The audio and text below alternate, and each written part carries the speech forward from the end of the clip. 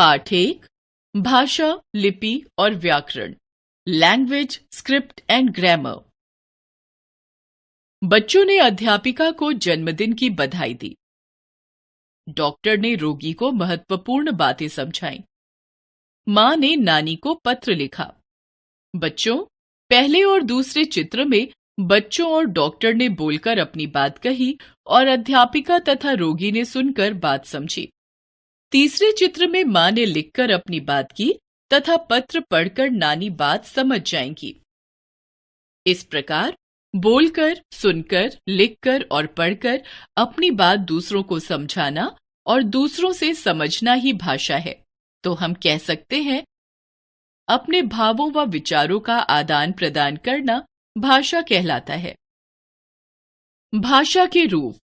इस प्रकार भाषा के दो रूप होते हैं। पहला मौखिक भाषा, दूसरा लिखित भाषा।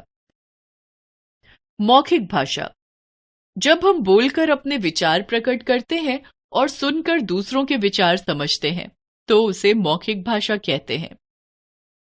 लिखित भाषा, जब हम अपने भावों या विचारों को लिखकर प्रकट करते हैं और दूसरों के भावों या विचारों को पढ़कर समझते हैं तो उसे लिखित भाषा कहते हैं। राजभाषा तथा अन्य भारतीय भाषाएं। सरकारी कामकाज में जिस भाषा का इस्तेमाल होता है वह राजभाषा कहलाती है। राजभाषा का अर्थ ही है राजकाज की भाषा। भारत के संविधान में 14 सितंबर 1949 को हिंदी भाषा को राजभाषा का दर्जा मिला था। इस दिन को हर साल हिंदी दिवस के रूप में मनाया जाता है।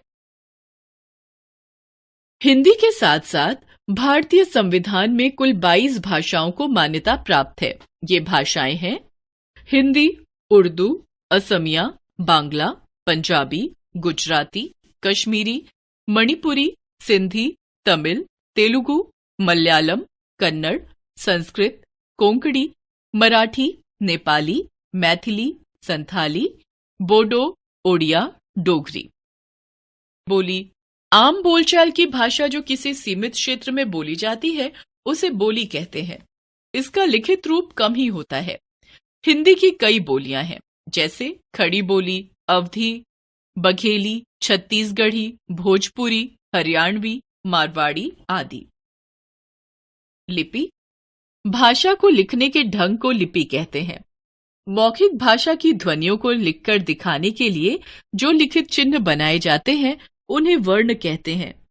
इन्हीं वर्णों की पूरी व्यवस्था लिपि कहलाती है। वास्तव में लिपि मौखिक भाषा को लिखकर प्रस्तुत करने का एक ढंग है।